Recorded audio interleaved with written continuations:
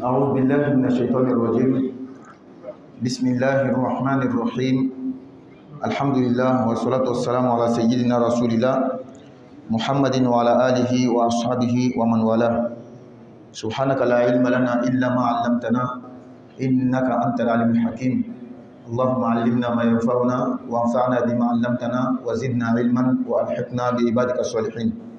الحمد لله, nous remercions Allah subhanahu wa ta'ala chaque jour pour le souffle qu'il nous donne. C'est une grande grâce d'Allah. Pour avoir accès au paradis, il faut avoir le souffle de vie pour faire les bonnes actions, pour avoir le paradis. Même pour avoir les grandes places dans le paradis, il faut avoir longue vie pour travailler beaucoup, pour avoir les grandes places. C'est pourquoi il y avait deux compagnons du prophète Muhammad sallallahu alayhi wa sallam, je crois. Non.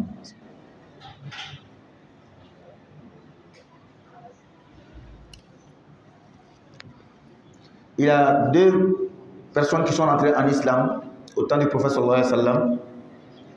Il y a un qui est décédé peu après, mais dans le sentier d'Allah. L'autre est resté en vie longtemps avant de trouver la mort. Et il y a un autre compagnon qui a fait un rêve. Il était devant le paradis avec les deux personnes là qui sont entrées en islam ensemble, mais il y a un qui est mort avant. L'autre a fait un temps avant de mourir. Ils sont devant le paradis, quelqu'un est quitté dans le paradis, venu dire au deuxième, qui n'est même pas mort dans le sentier d'Allah, viens rentrer dans le paradis. Après il est sorti, il est venu appeler le martyr même qui est mort dans le sentier d'Allah, de rentrer dans le paradis. Il est sorti une troisième fois, lui-même qui a fait le rêve, il dit, toi va, il n'est pas encore l'heure pour toi. Quand il s'est réveillé, il s'est étonné, il s'est mis à raconter l'histoire jusqu'à ce que ça arrive au prophète sallallahu alayhi wa sallam. Et les gens s'étonnaient à chaque fois. Le prophète dit, mais pourquoi vous vous étonnez? Vous pensez que comme l'autre est mort dans le sentier d'Allah, c'est lui qui doit rentrer premier. S'il est mort dans le sentier d'Allah, c'est vrai, mais le deuxième là, est-ce qu'il n'a pas eu un ramadan? Est-ce qu'il n'a pas fait le jeûne? Est-ce qu'il n'a pas fait telle adoration, telle adoration? Ils disent oui, ils disent à cause de ça, il est rentré premier dans le paradis. C'est-à-dire avoir longue vie là, c'est une grâce d'Allah. Avoir longue vie, et surtout dans cette vie, tu as fait des bonnes actions, ça peut te faire accéder dans les grandes places du paradis. Allah nous donne longue vie nous tous. Si tu as longue vie, mais tu n'as pas la santé, wallahi, il y a des choses que tu ne pourras pas faire. Tu ne pourras pas faire les adorations. Même des choses que toi-même tu aimes, tu ne pourras pas les faire. Donc si on a longue vie, qu'Allah nous donne aussi la santé. Si tu as longue vie, tu as la santé, mais tu n'as pas libre, il y a tellement de problèmes. Ça aussi, tu ne peux pas jouir de ta vie ni de ta santé. C'est pourquoi le prophète sallallahu alayhi wa sallam dit Ni'matani maghbunun inda kathir minan nas. As-sihhatu wal faragh. Il y a deux grandes grâces d'Allah que beaucoup de personnes perdent la valeur de cette grâce-là. Ces deux grâces. La première grâce, c'est la santé. La deuxième, avoir le temps libre de faire ce que tu veux. Être libre. La liberté, wallah, c'est une grâce d'Allah. Qu'Allah nous accorde longue vie, la santé, mais qui nous permet aussi, qui nous donne la liberté à faire ce qu'on veut, Inch'Allah ta'ala. Donc, nous revenons toujours dans notre thème. Ça fait peut-être 10e ou 11e assise comme ça. Nous sommes sur ce thème qui est très important. Ça a même fait 2 vendredis que nous avons traité le thème. Le vendredi surpassé, non, avant surpassé. Passé, on a parlé de ça. Surpassé, on a parlé de notre thème. Avant ça, on a parlé du même sujet. Il s'agit de la réparation de l'oubli dans la prière. C'est très très important. Il faut apprendre, mais surtout, il faut revenir dessus. Il faut se rappeler fréquemment de ça. Qu'Allah nous donne la bonne compréhension. Donc, on continue. وَمَنْ جَعَلَ فِكْرُهُ قَلِيلًا فِي أُمُورِ الدُّنْيَا نَقَصَ ثَوَابُهُ وَلَمْ تَبْطُلْ صَلَاتُهُ. Le premier point que nous allons apprendre aujourd'hui, c'est lui qui a pensé, celui qui son esprit a voyagé dans les affaires de dunya, dans les affaires de ce monde, dans les biens matériels. Il s'est mis à penser dans les biens matériels, dans ce bas monde. Naqasa thawabuhu, ses mérites diminuent, walam tabtul salatu, mais sa prière n'est pas annulée. Quelqu'un qui se met à penser à son travail, à sa maison, la voiture, telle vie je vais avoir. On avait parlé de ça dans un chapitre bien spécifique. Faslun lis-salati nurun azimun. Dans la prière, il y a une grande lumière. Tushiqu bihi qulubul musallin. Cette lumière illumine le cœur de ceux qui prient. Wala yanaluhu illa al-khashiyun. Mais c'est seulement ceux qui, dans la prière, ils sont humbles, ils se concentrent sur Allah dans la prière, c'est ceux-là qui auront droit à cette lumière. Ce qui veut dire que celui qui n'est pas concentré dans sa prière, celui qui laisse son esprit se vagabonder dans ses problèmes de dunya, il n'aura pas cette lumière de prière-là. La prière est la lumière qui commence dans le cœur. Lorsque ça remplit le cœur, on le voit automatiquement sur le corps, à commencer par le visage. Comme Allah même a dit dans le Coran, Simahum fi wujuhihim min athari sujud. Leur signe qui les caractérise est la trace de prosternation sur le visage. Pas le point noir. Ça, tout le monde en sait. Mais c'est une lumière. Wala ya'rifu hadha an-nur illa ahlu. C'est seulement ceux aussi qui ont la lumière, qui peuvent détecter aussi la lumière dans le visage de l'autre. Quand toi-même tu n'as pas cette lumière, tu ne peux pas voir. Donc, il y a des gens souvent qui peuvent demander, ah, quand moi je prie là, mon esprit va beaucoup ailleurs. Est-ce que ma prière est bonne? Quand je prie, vraiment, je ne suis pas concentré. Ma prière est beaucoup ailleurs. Est-ce que ma prière est bonne? Voici la question. Comment on doit répondre? Barry. Est-ce que sa prière est bonne? Son esprit va ailleurs même. Ça va jusqu'à New York. Est-ce que sa prière est bonne? Sa prière est bonne. Sa prière est bonne. Juridiquement parlant, sa prière est bonne. Ce n'est pas gaspillé. Mais il y a un problème. Est-ce qu'on prie pour prier seulement? Non. On prie pour avoir les bénéfices, non? Ah, il ne va pas avoir les bénéfices.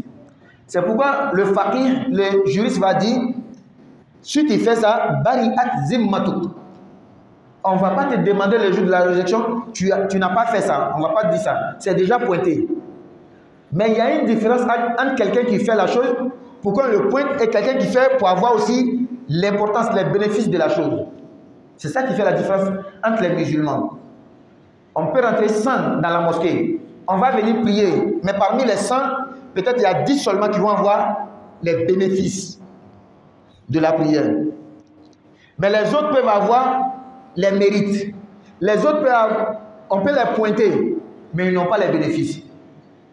Ils n'ont pas la lumière de la prière. C'est ce que tout le monde doit rechercher. Qu'Allah nous donne la bonne compréhension. C'est pourquoi, beaucoup de fois, j'ai dit, ceux qui disent que quand on prie là, on ne sait pas si Dieu a accepté ou bien Dieu n'a pas accepté. Ça, c'est pas vrai. Non, l'islam, ce n'est pas une religion de doute. Allah n'est pas un Dieu de doute. Ah, la prière qu'on a fait là, c'est accepté, c'est pas accepté, on ne sait pas. Non, non, ça, c'est pas vrai. Il y a des règles, il y a des choses à suivre, il y a des conditions, il y a des actes obligatoires, il y a les actes surrogatoires, il y a les actes méritoires. Voilà comment on doit faire. Le Coran nous a expliqué ou bien il nous a pas expliqué? Les hadiths nous a expliqué ou bien il nous a pas expliqué? Les savants à leur tour, ils ont bien expliqué le Coran et les hadiths pour nous, comment on doit faire la prière ou bien ils n'ont pas fait. Mais c'est qu'on a clair, on est déjà situé. Donc quand tu fais la prière comme il est demandé, c'est déjà pointé. C'est considéré que tu as fait. Dieu ne va pas te demander le jour de réjection que telle prière de jour d'aujourd'hui là tu n'as pas fait. Pourtant tu l'as fait. Non, non, non. Dieu n'est pas comme ça. Mais il y a une différence entre tu as fait et tu as eu les bénéfices, la lumière, ou tu n'as pas eu. C'est là le problème. Quand Allah nous dit dans le Coran, Inna salata tanha anil fahsha'i wal munkar. La prière éloigne des turpitudes et des actes blâmables. Pose-toi maintenant la question. Est-ce que moi, dans mon commerce là, je suis honnête ou bien je ne suis pas honnête? Quand je parle avec les gens, est-ce que je mens ou bien je ne mens pas? Est-ce que je trahis ou bien je ne trahis pas? Est-ce que j'ai la haine des gens ou bien je n'ai pas la haine? Est-ce que je ne salis pas l'image des gens derrière eux, la réputation des gens derrière eux? Je mens sur les gens. Lui là, il fait ça, il fait ça. Toi, tu pries et puis tu fais ça. Ah, ça tombe maintenant de poser ta question. Pas est-ce que ta prière est acceptée, mais est-ce que ta prière te profite? Ah, c'est ça. Bon, pour que ta prière te profite, pour ne pas que l'esprit parte ailleurs, qu'est-ce qu'il faut faire? Quand toi tu fais Allahu Akbar, Allahu Akbar, ça veut dire quoi? Dieu est grand. Il y a deux manières d'expliquer. Dieu est grand ou bien Dieu est le plus grand. Mais tous les deux sont bons. Parce que quand tu dis Dieu est grand, c'est-à-dire toi-même tu allais plus loin encore. Tu dis il n'y a personne qui est grand. Il n'y a aucune chose même qui est grand. On peut pas. Quand tu dis Dieu est plus grand, ça veut dire qu'il y a l'autre qui est grand, mais Dieu il est le plus grand.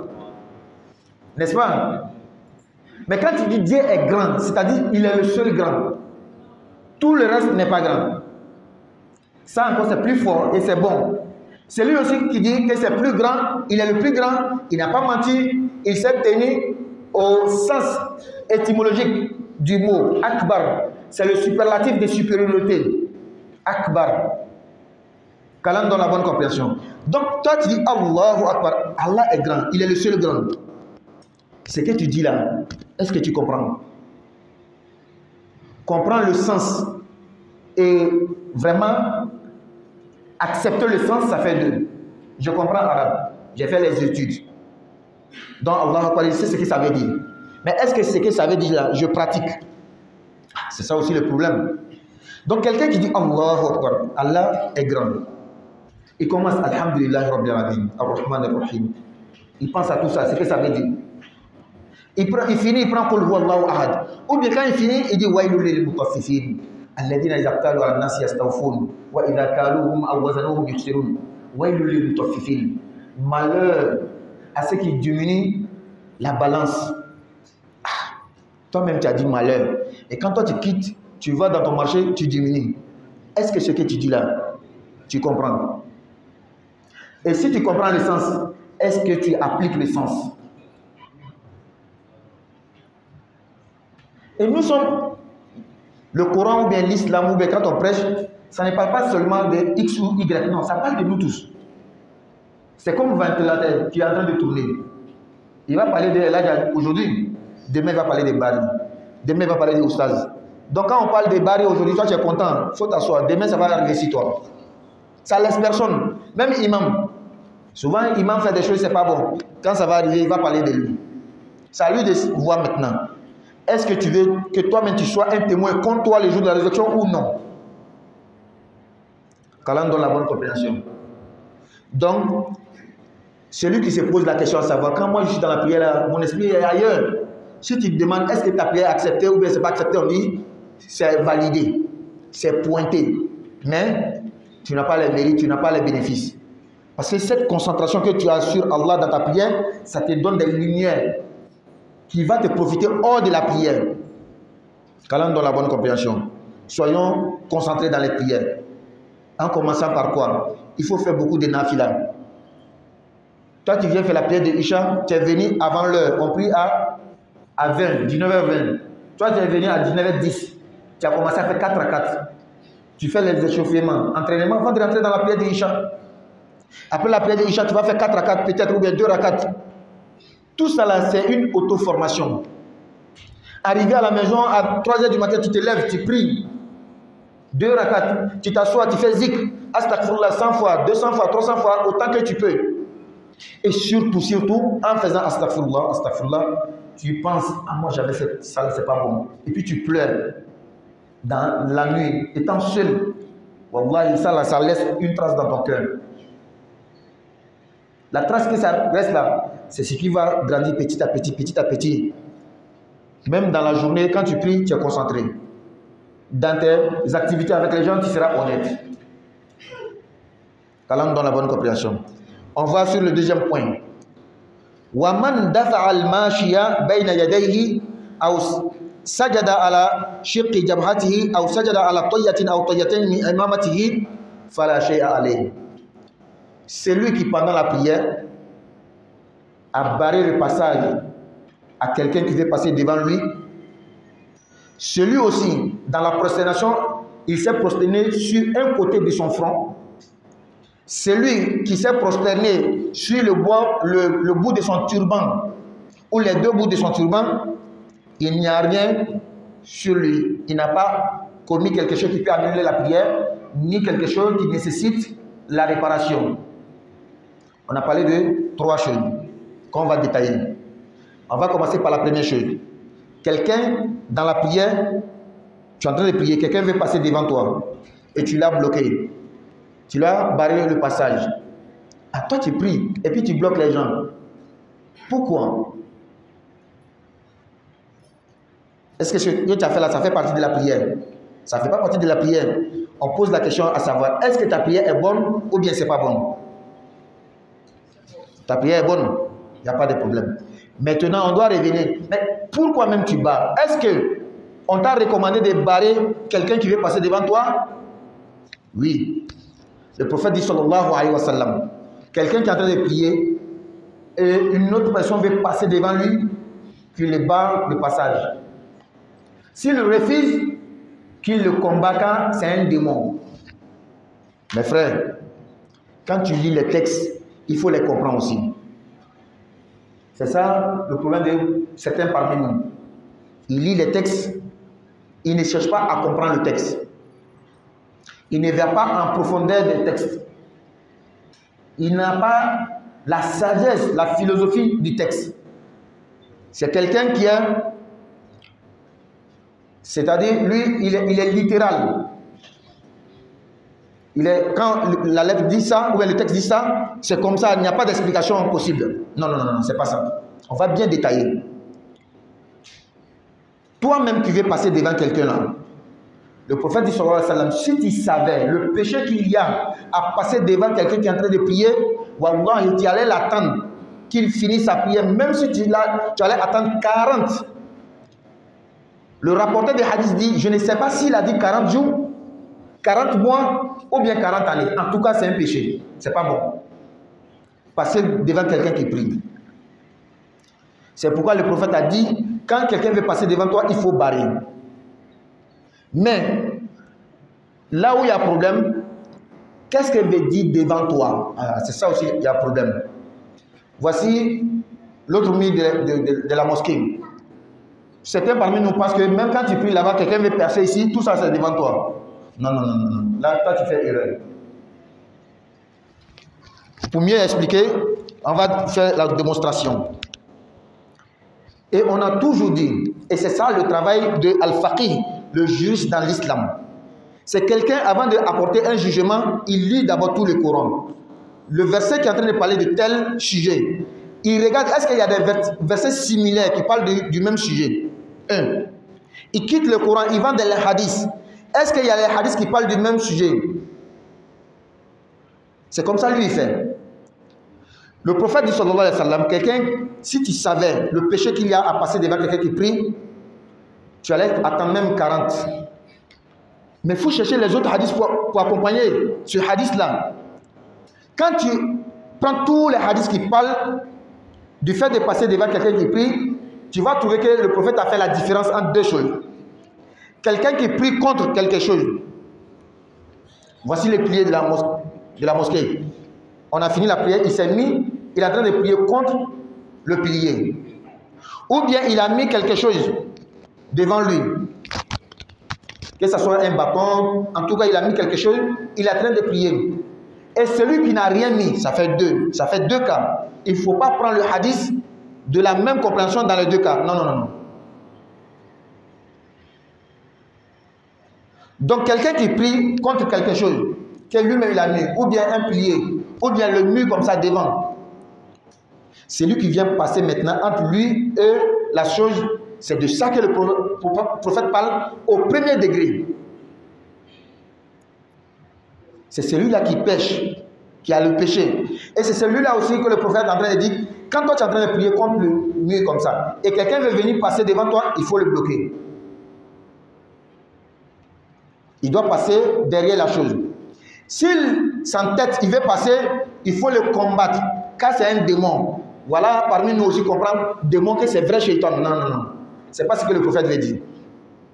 Quand le prophète dit c'est un démon, ça veut dire quelqu'un qui cherche par l'âme. Ça ne veut pas dire que c'est un diable, il faut le maudire ou bien. Non, non, non. C'est pas ce que le prophète veut dire. Quel est le comportement qui est dans le diable que lui est en train de faire? Le fait de te perturber, le fait de venir te chercher par l'âme. C'est de ça que le prophète parle. Le Coran dit Qul a'udhu bi rabbin nas, malikin nas, ilahin nas, min sharril waswasil khannas, alladhi yuwaswisu fi sudurin nas, min al-jinnati wan nas. Le mauvais conseiller qui souffle le mal dans les poitrines des hommes. Moi, je suis en train de prier contre lui. Voici tous les passages. Quand tu viens passer ici, c'est pour faire quoi? C'est pour me chercher par l'âme. C'est de ça le prophète est en train de parler. Et quand le prophète dit qu'il faut le combattre, est-ce que tu es obligé de le combattre? Il y en a aussi qui comprennent que non. Comme le prophète dit qu'il faut le combattre, si je ne le fais pas, j'ai désobéi au prophète. Non. Mais toi-même, quand tu le regardes là, est-ce que tu le moyen? Est-ce que tu le moyen? Tu ne moyens pas et puis tu veux le combattre parce que le prophète dit qu'il faut le combattre. C'est à toi de juger maintenant la situation. Est-ce que lui là, si je fais par là, lui, je peux être gagnant. Si tu ne peux pas gagner, il faut le laisser. Il faut le laisser, mais il va passer. Le prophète dit c'est un diable, non? Parce qu'il est en train de te chercher. Tu ne le moyens pas. Tu as refusé, tu veux le combattre, il va te frapper. Il faut le laisser, il va partir avec son problème. Qu'Allah nous donne la bonne compréhension. Maintenant, il y a une question qu'on doit se poser. Est-ce que c'est parce que s'il passe devant toi, ta prière est gaspillée? Non. S'il veut, il ne faut pas qu'il soit seul. Hein. Qu'il soit 1000 même, ils vont passer devant toi. Ça ne va pas gaspiller ta prière. Donc, on a parlé d'un cas. Je suis en train de prier contre quelque chose. Et il y a beaucoup de passages. C'est celui qui veut passer là, qui me cherche par là. C'est de ça le prophète est en train de parler. Maintenant, je prie quelque part. Non seulement je ne prie pas contre un pilier ou bien un mur, il n'y a pas quelque chose que j'ai mis devant moi.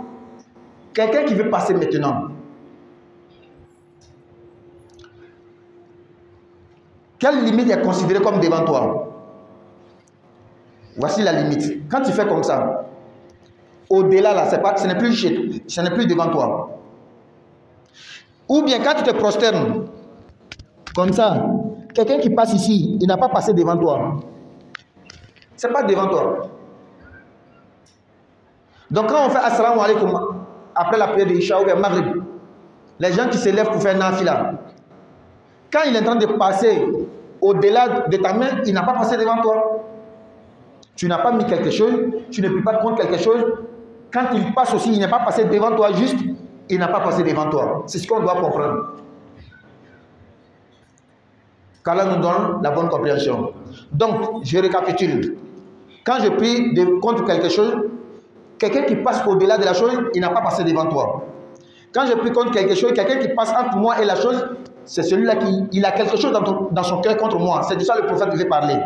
Donc, si tu es le moyen, il faut le corriger. Si tu n'es moyen pas, il faut le laisser passer. 3. Je prie pas contre quelque chose. Quelqu'un qui va venir passer juste devant moi, lui, il a passé devant moi. Ce qu'il a fait n'est pas bon. Si je peux le barrer, je le barre. Et barrer là, c'est une manière d'interpeller, surtout quand il n'y a pas quelque chose, que je suis en train de prier, il va, ah pardon, ils doivent passer au-delà. C'est bon. Je ne prie pas contre quelque chose. Quelqu'un qui vient, lui-même, il sait que je prie. Donc, il a bien calculé, il a passé au-delà de la limite de ma prosternation. Il n'y a pas de problème. Vous voyez comment l'islam est facile à comprendre si vraiment tu comprends les choses. Et je profite de l'occasion. Dans tous les hadiths, quand le prophète m'a dit shaitan, shaitan, shaitan, shaitan, diable, diable, diable, il faut comprendre qu'est-ce que ça veut dire. Ça ne veut pas dire forcément le vrai diable. Non, non, non. Souvent, c'est le sens figuré. Il y a un comportement de diable dans la personne. Il veut venir te perturber, c'est tout. Combattre aussi, il ne veut pas dire forcément il faut blesser la personne, non. Qu'Allah nous donne la bonne compréhension. Non. Non. Wa alaykum salam. Concernant les gens qui passent devant, quand quelqu'un est en train de prier, deux jours comme ça, il est seul, il est en train de prier, le jour, soit grâce. Donc il y a quelqu'un qui est passé devant lui, il coupe la prière, après il recommence. est-ce que c'est normal? Parce que souvent je vois ça. D'accord. Je reprends la question. Quelqu'un est en train de prier, par exemple, jour de Asr. Comme quelqu'un est passé devant lui, il reprend la prière. Il coupe la prière, il reprend. Moi, c'est ma première fois même d'entendre ça. Ça, c'est pas normal. C'est pourquoi j'ai dit ici tout de suite, si quelqu'un veut qu'il passe devant toi, ça ne gaspille pas la prière. Seulement, le prophète a parlé de 3 choses qui peuvent gaspiller la prière quand il passe devant toi. La femme, le chien, les 2 je me rappelle, le serpent. Donc voici ce qui peut gaspiller la prière, comme le prophète a dit textuellement. À part ça, ça ne gaspille pas la prière. Et quand on dit la femme,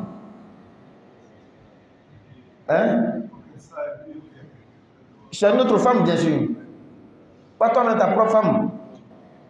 Et quand ta femme peut gaspiller ta prière, c'est quand elle est dans une position provocante.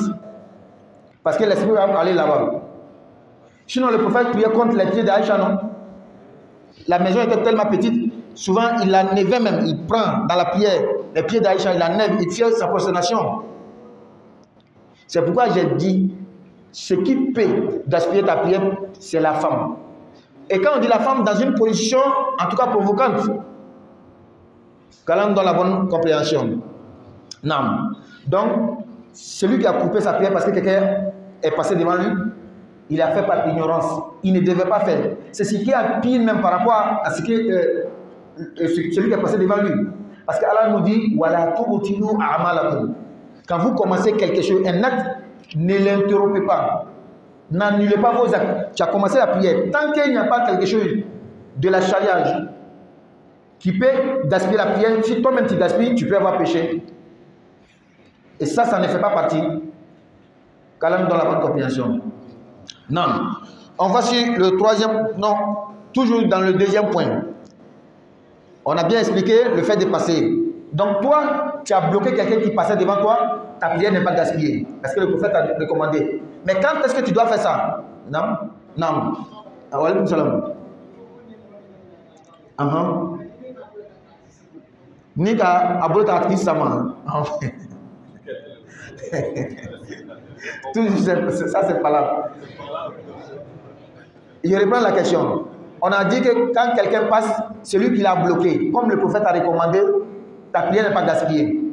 Et il faut comprendre. J'ai bien dit, tu es en train de prier contre quelque chose, celui qui veut passer entre toi et la chose, c'est celui-là que tu dois bloquer.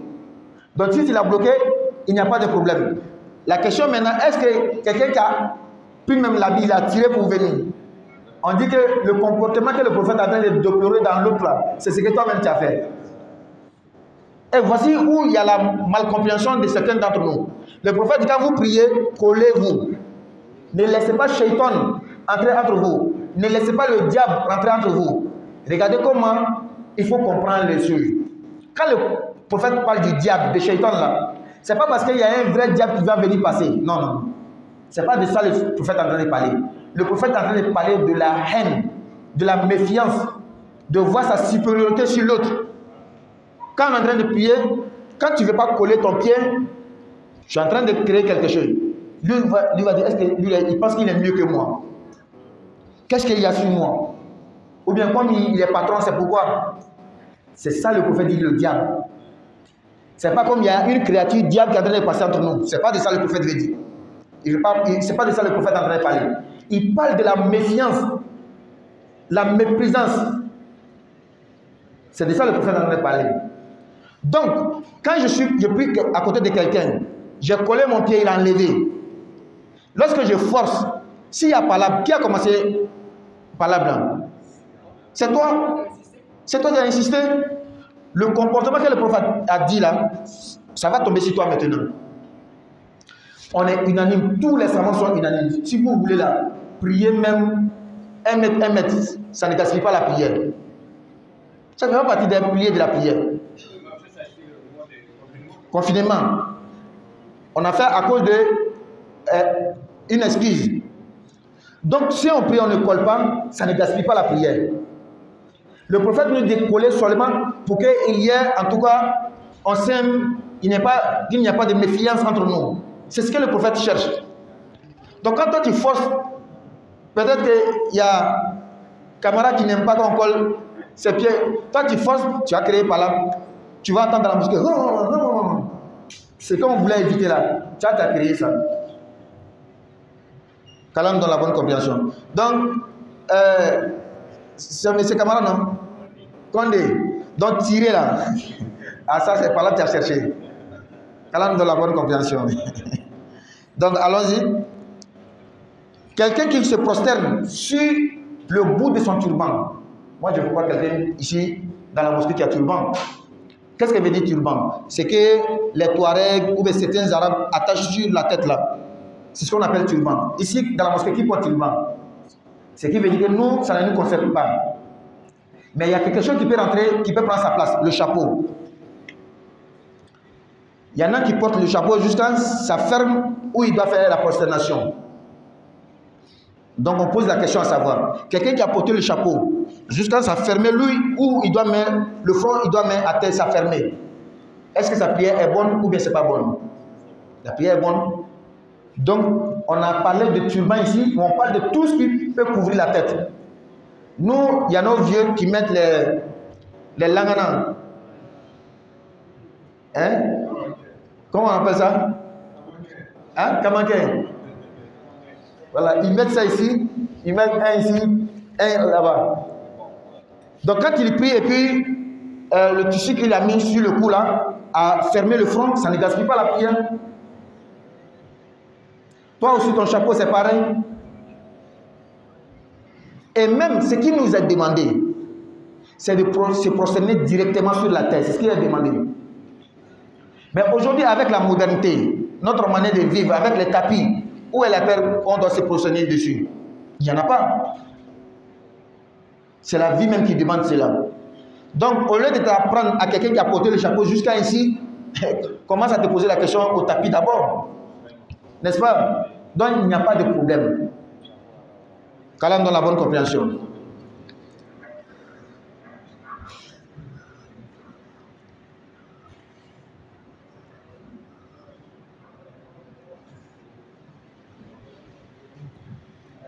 J'aimerais expliquer quelque chose ici. Après l'Akhdari, il y a un autre livre que nous lisons, on appelle Al-Ashmawi, Matn al-Ashmawi. Dans ce livre-là, il est dit wa yukrahu sujudu al-busuti.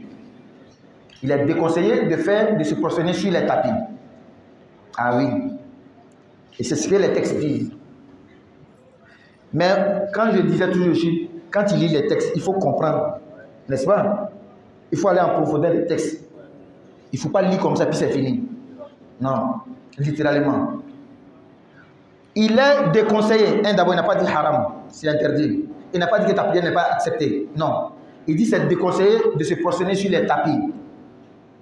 Pourquoi? L'irrafahiyya. Pour montrer le luxe. Moi, je suis milliardaire. Moi, maman peut venir se prosterner sur les trucs comme ça. Moi, je dois me mettre. C'est quand tu fais ça que ça devient macro. Voici notre tapis qui est là. Toi, tu vois que non, ça c'est tapis de combien de francs? Ça, c'est pas bon. Moi, je dois acheter tapis qu'on a fabriqué dans l'usine spécialement pour moi. Ça montre que je suis tendre.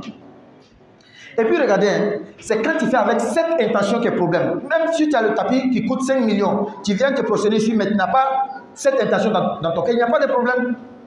Vous voyez comment l'intention peut changer les choses. C'est pourquoi le hadith du prophète qui dit Innamal a'malu binniyat. Les actions ne valent que par les intentions. Les savants nous disent que ce hadith-là vaut 1/3 de la religion. C'est-à-dire, tu peux voir deux personnes, ils font la même chose. Lui là, il a péché, lui là, il a mérite. À cause de l'intention. Qu'Allah nous donne la bonne compréhension. Donc, quelqu'un qui va aller lire dans un livre, on dit c'est procéder sur les tapis là, que c'est macro. Il faut chercher à bien comprendre. C'est quand tu fais la prosternation sur le tapis dans le sens de te vanter, de dire que non, moi je suis grand, moi je ne peux pas faire sur les tapis comme ça, ou bien sur les nattes comme ça, ou bien sur la terre simple. C'est de cette intention-là qu'on parle, pas de l'action elle-même. Qu'Allah nous donne la bonne compréhension. Non. J'ai vu des Asiatiques, oui. Ils ont un petit mouchoir comme ça, oui. Ils prient sur ça. Les Asiatiques, dans la mosquée, oui. comme ça, ils mettent devant eux, ils mettent leur front sur ça. la question de l'âge qu'il y a des Asiatiques. Ils ont toujours des mouchoirs dans la main. Quand ils veulent prier, ils mettent le mouchoir devant eux pour se prosterner. Loin encore, il y en a même, eux, ils ont des petits... Il y a la terre qu'ils ont fabriquée rond comme ça. Généralement, c'est les chiites. Les chiites, eux, ils ont la terre qu'ils ont fabriquée. Mais eux, les terres là, ça vient de Karbala. Ça vient de Karbala, ils ont travaillé et ils se prosternent sur la chose. Qu'est-ce qu'eux, ils recherchent? Ils recherchent la même chose comme nous, se prosterner sur la terre naturelle. Mais eux, il y a une affaire de dogme qui est rentrée dedans. C'est lié à la mort de Hussein, à Karbala, donc il y a tout ça là. En tout cas, nous, on ne fait pas comme eux. Ceux qui prient sur le mouchoir, comme vous avez dit, je ne sais pas sur quoi ils sont appuyés. Non seulement à la base, il n'y a pas de problème. Comme je viens de dire tout sur le site. Se prosterner sur le bout de ton turban, sur le chapeau, sur le tapis, il n'y a rien. Tant qu'il n'y a pas une mauvaise intention dedans. Mais nous, en tout cas, on ne fait pas ça. Nous, on n'a pas été recommandé de faire ça. Parce que ça n'existe pas dans les textes. Eux, peut-être qu'ils sont basés sur des explications des textes pour en faire. Comme chez les chiites. Qu'Allah nous donne la bonne compréhension. Donc, on a bien compris. Et il y avait un autre point j'ai sauté. Celui qui s'est prosterné sur le côté du front. En arabe, ici, est appelé al-jabha. Ce côté est appelé al-jabin. Falamma aslama wa tallahu lil-jabin. Al-jabin, c'est le côté d'ici, venu vers le favori. En tout cas, catégoriquement parlant, quelqu'un qui fait la prosternation comme ça, sur le côté, il n'a pas fait la prosternation. Voici le front, al-jabha. Quelqu'un y met le front accompagné du nez, il a fait exactement ce que le prophète l'a demandé. Quelqu'un qui a fait le front seulement, il n'a pas mis le nez, il a manqué à ce que le prophète a dit, mais sa prière est toujours valable, comme on avait déjà expliqué dans les prières de la prière. Quelqu'un qui met le nez seulement, il n'a pas mis le front, il a manqué à la farida.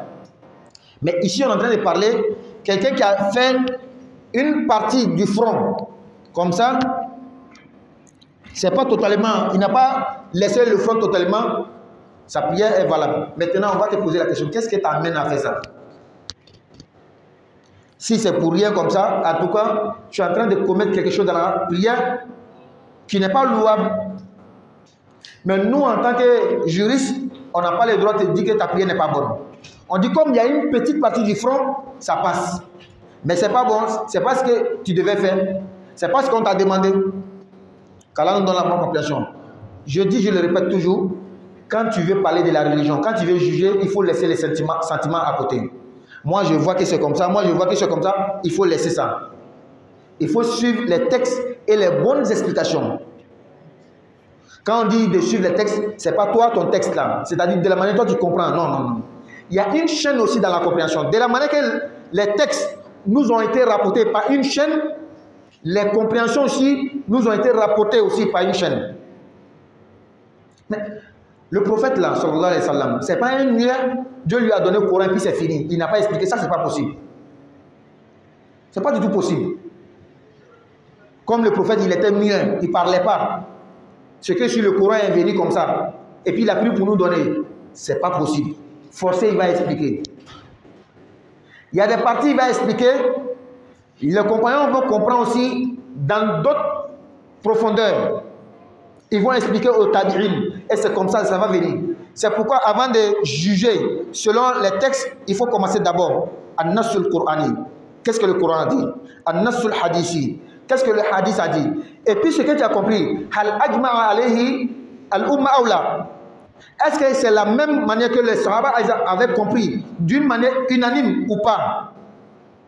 Et tout a été dit, hein? Tout est là. De la manière le Coran est dans ta main. Les hadiths, c'est comme ça, les compréhensions nous ont été rapportées aussi. Qu'Allah nous donne la bonne compréhension.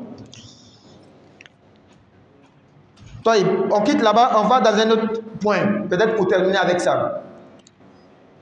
Wala shay'a fi ghalabati al-qay'i wal qalasi fi as-salah. il n'y a rien, c'est-à-dire la prière n'est pas annulée, il n'y a pas de péché, il n'y a pas de réparation, pour quelqu'un que le vomissement l'a débordé, l'a dépassé. Donc, il n'a pas vomi par son choix. Ce n'est pas lui-même qui a provoqué le vomissement. C'est pourquoi An-Nafrawi va nous dire que, le Khalil dit, il y a 3 conditions pour que le vomissement ne gaspille pas ta prière. 1, Toharatuhu. Ce qui va sortir dans la bouche là, ça doit rester propre. Ce qui veut dire que ça n'a pas changé la forme de nourriture. Ou bien la forme de nourriture n'a pas changé.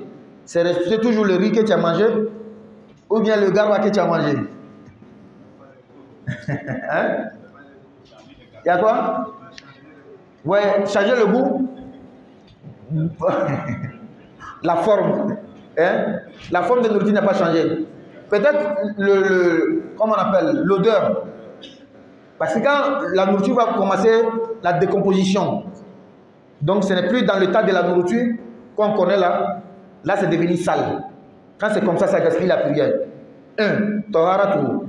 2, Yasaratuhu. Il faut que ça soit d'une petite quantité. Quand c'est beaucoup, ça veut dire que tu as fait une fois, 2 fois, c'est en train de continuer là, la prière est gaspillée. Une petite partie qu'on peut essuyer avec le mouchoir, là ça ne gaspille pas la prière. La deuxième condition. Troisième condition, Ghalabatuhu. Tu ne dois pas provoquer, ça doit venir de lui-même. Donc je reprends. Le vomissement ne gaspille pas la prière, mais avec 3 conditions. 1, ce qui est sorti doit rester toujours propre, c'est-à-dire ça a toujours l'aspect de la nourriture. Ça n'a pas commencé à décomposer. 2, ça doit être d'une petite quantité. Parce que quand c'est beaucoup de quantité, tu dois forcément sortir de la prière pour aller te nettoyer. 3, tu ne dois pas provoquer. Qu'Allah nous donne la bonne compréhension. Ça, c'est le vomissement. À côté du vomissement, il y a al-qalas. L'eau qui sort lorsqu'on souvent on rote. Roter, c'est tu as fait en même temps, il y a une eau qui est sortie. On appelle ma'ul ma'ida. Ce n'est pas la nourriture, c'est un genre d'eau. Ça aussi, ça ne gaspille pas la prière. Qu'Allah nous donne la bonne compréhension. Il est là? Ou il va prendre les questions? Non. Oui. Le loyer. Oui. Oui. Oui. Oui. Le loyer est venu te voir, il a besoin d'argent. Oui. Il a une intention, il donne l'argent de paix. Il vient te proposer. Oui. Tu as dit de payer à 50 000. Oui. Il vient te proposer. J'ai besoin de 45 000 ou bien 40 000. Tu me donnes le faire. Oui. En fin de mois, le reste, je laisse. Oui. C'est là-bas, il y a un rapport. Très bien. Là, je vais reprendre la question, même si ce n'est pas notre sujet. Hein? C'est pas grave. Si je ne connais pas, chaque fois nous dit. Hein? D'accord, c'est important. Je vais répondre. Tu payes le loyer de ta maison ou bien le magasin à 50 000 francs.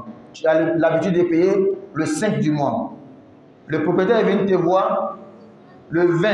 Le mois n'est pas encore fini. Il dit, ah, moi j'ai besoin de l'argent. Tu as l'habitude de payer le 5. Aujourd'hui, il y a le 20, le mois n'est pas encore fini. Mais comme moi j'ai besoin de l'argent, pour qu'on s'arrange, toi tu me donnes 45 000 ou bien 40 000 francs, les autres 5 000 ou bien 15 000 là, moi je laisse tomber. Est-ce que c'est haram? En tout cas, hein? C'est pas bien. Parce que... Pardon?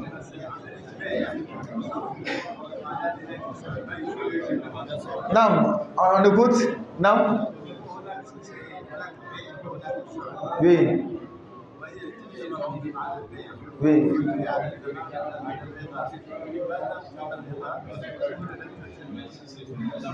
En tout cas, il faut éviter ce genre de choses. Quand le prophète, non, avant le prophète, le Coran nous dit d'éviter le riba, l'intérêt usuel. Il y a 2 types de riba. Le riba nasi'a, ça c'est 50 francs. Mais je te donne, tu vas payer à crédit à 60 francs. C'est riba. Pardon, j'ai besoin de 50 000 francs. Mais je vais te payer à 60 000 francs. C'est riba. Que ce soit toi qui as proposé ou c'est moi qui ai proposé, c'est riba. Et pourquoi le riba est interdit? Ça rend la vie difficile. C'est dans les affaires comme ça, on va commencer. Tu vas venir, le jour que quelqu'un va venir proposer de payer à 60 000 francs, il va toi te dégager aussi. Maintenant, aujourd'hui, lui, il a besoin d'argent, il est venu te voir. Il t'a proposé de payer, que tu lui donnes 40 000. Il laisse tomber les 10 000. Maintenant, et le mois que toi, tu ne pourras pas payer juste les 5. Est-ce qu'il va dire qu'il faut ajouter aussi 5 000?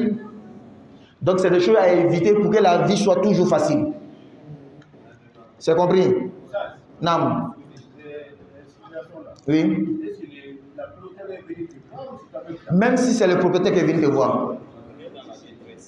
Parce qu'il est dans la détresse, c'est ça qu'il faut éviter. Il est dans la difficulté. Le riba nasia est interdit. Parce qu'il y a des gens qui n'avaient pas de nourriture. Il vient dire, ah moi ça ne va pas, donne-moi le riz. Sors. Un seul sort, je vais te donner 2 sorts. Il est dans la détresse, il est venu te voir, mais c'est interdit. Toi tu devais le donner. Quand il va payer, il paye un seul, mais il ne va pas payer 2. Pour que la vie entre nous soit toujours facile. Voici pourquoi le riba n'est pas bon. Quand tu parles de riba, aujourd'hui, chez nous en Afrique, c'est facile. Prenez un peu les statistiques. En Europe, combien de personnes qui se tuent à cause il a pris les crédits à la banque, il n'a pas pu payer avec les choses comme ça, le problème devient beaucoup. Non. Il a déjà l'un. Hein? À propos de quoi? Oui. Oui. Oui. Maintenant, on avait dit seulement le dernier sujet. Oui. Maintenant, tu as eu la puissance égale. Oui. Oui. Tu es derrière imam. La puissance est gaspillée. Il n'y a pas salam alaikum dedans. Non, il faut laisser le dernier sujoud. Dans la tahiyya même. L'imam est en train de faire la tahiyya tout là. Toi, tu as fini la tahiyya. Tu as fini Allahumma salli. Tant que l'imam n'a pas dit assalamu alaikum. Toi, ton ambition est gaspillée. Mon frère, c'est fini. Il faut les reprendre. Car dans la bonne compréhension. On va s'arrêter ici. Même question? Oui. Oui, c'est 2 cas. C'est 2 cas. Oui. C'est moi qui est venu chez toi. Oui. Oui. Normalement, tu me payes 20 000 francs. Oui. La fin du mois. Mais moi, j'ai besoin de l'argent. Oui. Je ne sais pas toi qui as parlé. Je suis venu te voir. Oui. En tant qu'on chante. Oui. Monsieur, parlez de 20 000 francs. Donne-moi 15 000 francs. Et le mois là, c'est fini. Et toi, tu l'as donné. Après, maintenant, ça, c'est... C'est pas bon. Tu prends seulement le cas de riba au temps des prophètes. J'ai pas mangé. Je vais rire 1 kilo. Après, je vais te payer 2 kilos. Mais c'est moi qui ai proposé. Est-ce que c'est bon? Moi, je n'ai pas à manger. Donne-moi riz 1 kilo. Quand je vais te payer, je vais payer 2 kilos. Est-ce que c'est bon? C'est la même chose là. Que ce soit moi je viens ou toi tu viens, tout est la même chose. Subhanaka Allahumma wa bihamdika nashhadu an la ilaha illa anta nastaghfiruka wa natubu ilayk. Subhana rabbika rabbil izzati amma yasifun wa salamun alal mursalin walhamdulillahi rabbil alamin.